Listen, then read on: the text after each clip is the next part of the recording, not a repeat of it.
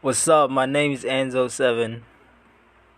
I'm bringing you the Mnes stories, and this one, the title is called Lost, and it goes like this.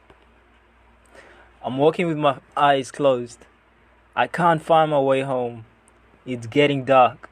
I come across two strangers in a four-wheel drive with expensive rims on them. The car was a 2008 Hummer H3 custom made with tinted windows and a loud engine. A 3.7 liter 5-cylinder. I fell in the deepest hole I couldn't imagine myself getting out, but I did, and this is how. First, let me tell you what happened after meeting these two strangers I got in the car with. I'm hopping in their car thinking, I'm safe now. I'm going home. 'Cause I have no other way back home. Why not put my trust in these strangers? They seem responsible enough to be able to afford an expensive car such as this one. So I got on. The music was loud. The air was fresh. Mary J was in the air. So many girls in the car, hardly wearing anything. We are doing 90 in a 60-kilometer zone. They began a conversation, and I never felt so isolated in my life. Not only was I lost physically, but mentally as well. They spoke in some language I didn't understand. I knew the drivers understood me. I asked him where he's from. He replies without saying anything else, Brazil. I guess they spoke. I guess they were communicating in Portuguese, but yet I was still lost. Now a good song that I knew came on. Everyone is singing along, so do I, to make myself as comfortable as possible, not to be awkward. I sang along. They all smiled, cheering. The driver saying things like, "Yeah, go college girl, you know this stuff." I'm feeling home again, but not for long. A few moments goes by. They are offering me a joint to smoke. I don't really feel like it, but I don't want to look bad too. I took a few puffs. First puff, I remembered my way back home and began asking the driver to take me home. I'm busy showing him the road back home. It was getting so late, and we were nowhere close to my place. The driver looked at me and said, "Relax, college girl." He pulled up at a house and said, "I'll be right back." It was 10:36. Checking my wristwatch. He stayed in there for a couple of minutes. By the time he got done, it was 10:56. I started panicking.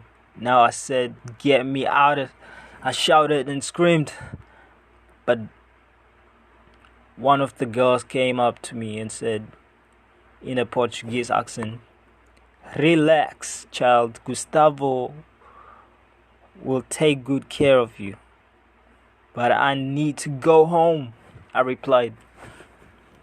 He comes in yelling at someone on the phone, slams the door and says to everyone, "Look, girls and boys, we are going to the most expensive house party in Joburg." I looked at him with a frown on my face.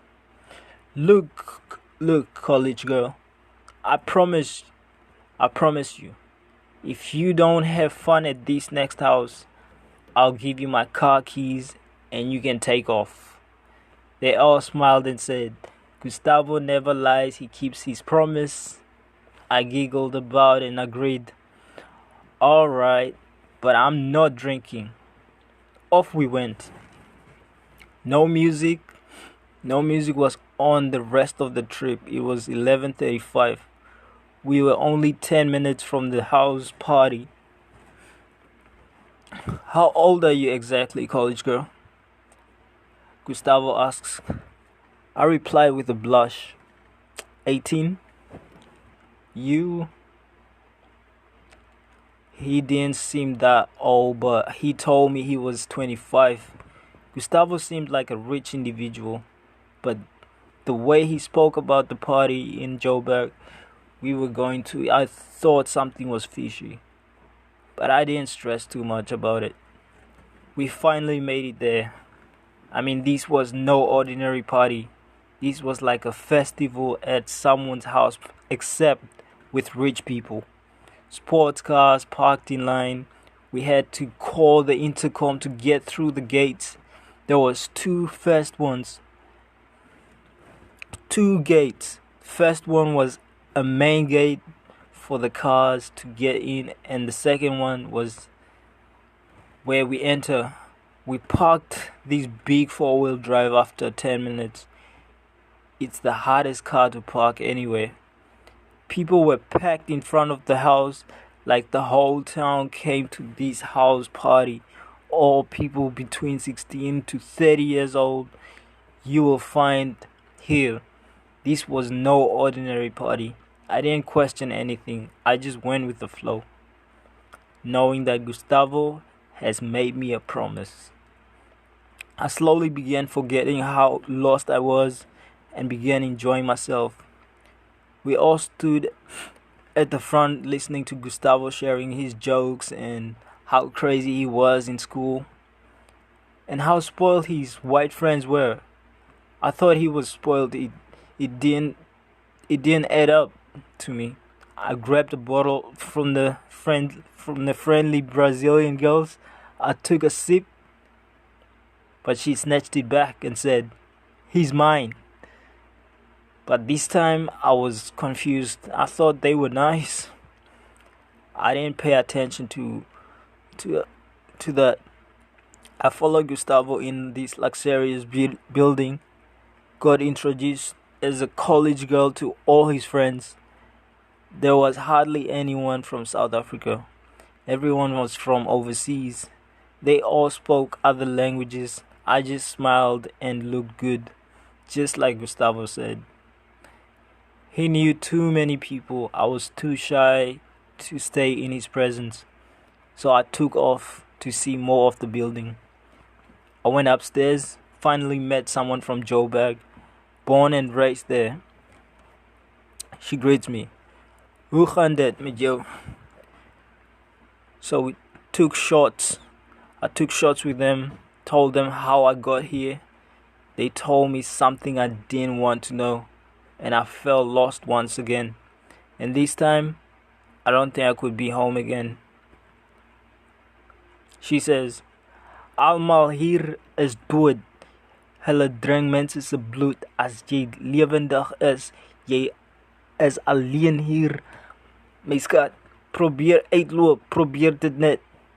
She yells in a deep voice. I was so scared. I ran downstairs. Everyone gathered around me, like the ancestors used to get around the campfire waiting for the pot to boil. But in this case, I was the meal.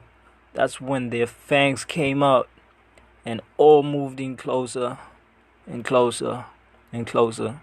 Someone shouts, "College girl," with an echo. College girl, damn it, Monica." "Huh?